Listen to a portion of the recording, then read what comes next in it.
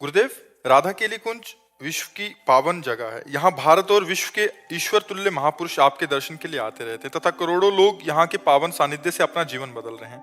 महाराज जी, इस दास का भय और संकोचवश ये सवाल है कि आपके राधा रानी के पास चले जाने के बाद भी राधा केली कुंज से ऐसे ही सत्संग प्रवचन आदि चलता रहेगा और हम लोगों को इस पावन धाम के दर्शन होते रहेंगे? अब ये तो हम नहीं कह सकते हैं। हम ये कैसे कह सकते हैं, क्योंकि ये तो भगवान के हाथ है, श्री जी के हाथ है कि वो क्या करे क्या न करे। इतना तो समझ लो कि असंभव है। संकेत में इतना ही है कि चलता रहेगा पर असंभव है। उड़िया बाबा जब थे, जैसा कृष्णाश्रम उड़िया बाबा के जाने के बाद फिर थोड़ी रह जाता है ना। तो सांप की मणि चली गई तो सांप ही रह गई, मणि तो चली जाती है ना। तो अब यद्यपि संत भगवान हैं, बहुत से संत भगवान हैं, सब प्रयास करेंगे कि, पर ये प्रयास वाला नहीं तुम सुन रहे हो। हम किसी योग्य नहीं है, अयोग्य के द्वारा भगवान जो करवा रहे हैं वो योग्यता से नहीं हो सकता है। ये हम आपको बता रहे हैं, ये जो हो रहा है ये अयोग्य से भगवान करवा रहे हैं। तो योग्य कि कोई योग्य पुरुष तैयार कर दिया जाए, कथावाचक हो सकता है, वो सब ये कर सकता है, लेकिन परिवर्तन नहीं कर सकता। जीव की मानसिकता का परिवर्तन नहीं हो सकता। और खास बात होता है जीव की मानसिकता का परिवर्तन करना, और वो होता है श्री भगवान से। और वो किसी को कभी कभी निमित्त बनाते हैं, निमित्त कभी किसी को बनाते हैं। तो ये हम इस समय जो देख रहे हैं कि वो प्रेमानंद नाम के शरीर धारक को एक निमित्त बनाकर अपना कार्य कर रहे हैं, हजारों लोगों की मानसिकताओं को बदल रहे हैं। तो वो चाहे, तभी हमने कहा भगवान चाहे तो हो सकता है, अन्यथा असंभव है। ये किसी विद्वता से या पढ़ लिख के या प्रवचन से नहीं हो सकता।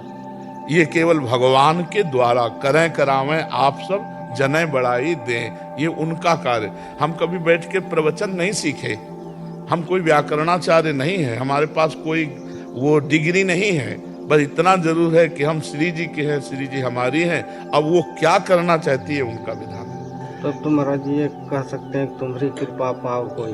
हाँ, बस तुम्हारी कृपा पाओ कोई। कृपा पात्र जन के द्वारा ये होता है, ये मतलब विद्वता या इसके द्वारा। तो हम समझते मूकम करोति वाचालम पंगुम लंघयते गिरिम यत् कृपा तमहम वंदे परमानंद माधवम। नहीं ना, जिसका शरीर ठीक है उसका क्या दूसरों का परिवर्तन कर सकता है। पर ये है कि वो सर्व सामर्थ्यशाली है, बस इतना हम कहते हैं। वो क्या करना चाहते हैं? हमें तो डॉक्टर ने कहा था 5 वर्ष में मर जाओगे, बहुत 2.5 वर्ष कहा था, फिर कहा था बहुत से बहुत 5 वर्ष चलोगे।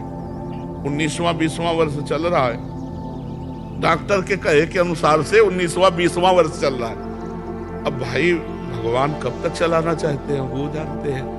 अब वो श्री जी के पास जाने के बाद श्री जी क्या, ये जरूर हम कहते हैं कि किसी की कोई जगह ले ले, ऐसा नहीं। उड़िया बाबा की जगह कोई दूसरा बैठ जाए, ऐसा नहीं हो सकता। श्री रामचंद्र डोंगरे की जगह कोई दूसरा बैठ जाए, ऐसा नहीं हो सकता। वो एक होता है, भगवान एक प्रभाव प्रकाशित करते हैं और फिर गुप्त कर देते हैं, फिर दूसरी जगह किसी भक्त को प्रकाशित करते हैं, फिर गुप्त कर देते हैं। ये उनका खेल चलता रहता है। वो अपने संत जनों से धर्म को बढ़ावा, अधर्म की वृत्तियों का नाश कराते रहते हैं। अब कहाँ बैठ जाए वो किसके बैठ जाए? ये राधा केली कुंज से होगा ये नहीं कह सकते। हो सकता है दूसरी जगह किसी महात्मा के प्रकाश कर दें भगवान, और वो प्रकाशित होकर जन समुदाय को भक्ति के रंग में रंग दे।